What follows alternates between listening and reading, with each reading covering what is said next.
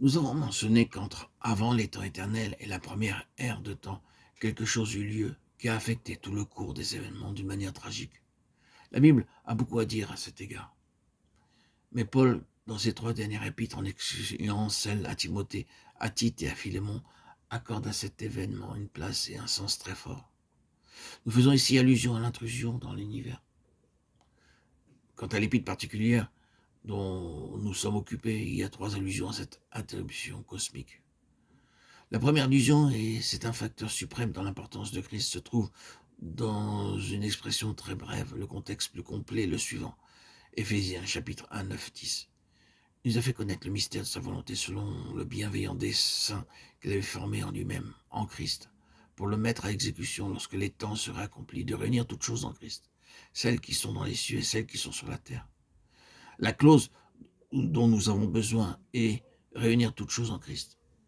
Le mot réunir, un long mot composé grec, signifie ramener, rassembler autour d'un point principal, c'est-à-dire en Christ. Il s'agit de rassembler toutes choses. Dans l'épître seule, l'épître qui est sa sœur et qui est celle aux Colossiens, Paul dit, car en lui ont été créées toutes les choses qui sont dans les cieux et sur la terre, 1,16. Cela signifie qu'à l'origine, toute chose se trouvait dans le Fils de Dieu. Et s'il fut nécessaire de préciser que dans l'amplitude des temps, toute chose serait rassemblée ou ramenée, réintroduite en lui, cela signifie clairement que quelque chose s'est produit en vue de saisir les choses et de les lui enlever ou de les éloigner de lui. Oh, que de choses il y a qui indiquent cela.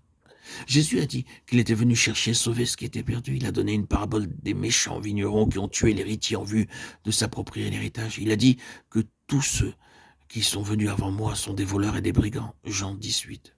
C'est un aspect de la vérité qui a une immense somme d'enseignements dans les Écritures. Quelque chose fut accompli en vue de voler au Fils de Dieu sa place et ses droits dans le dessein éternel de Dieu, rendant nécessaire de rassembler, de recouvrer, de réunir.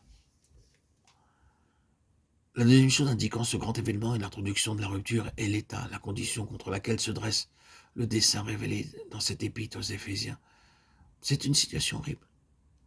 Mort par vos offenses et par vos péchés, vous marchez selon le prince de la puissance de l'air, de l'esprit qui agit maintenant dans les fils de la rébellion, selon les convoitises de notre chair, par nature des enfants de colère.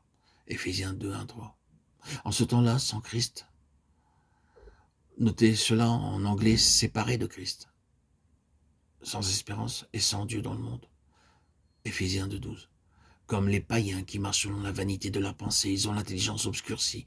Ils sont étrangers à la vie de Dieu, ayant perdu tout sentiment, enivré au dérèglement, pour commettre toute espèce d'impureté. Éphésiens 4, 17, 19. Comment tout ceci s'est produit? Quand à l'origine, toute chose se trouvait dans le Fils de Dieu. Tout ceci se trouve en dehors de Christ et séparé de lui. Assurément, nous pouvons dire de ceci, ah, c'est un ennemi qui a fait cela.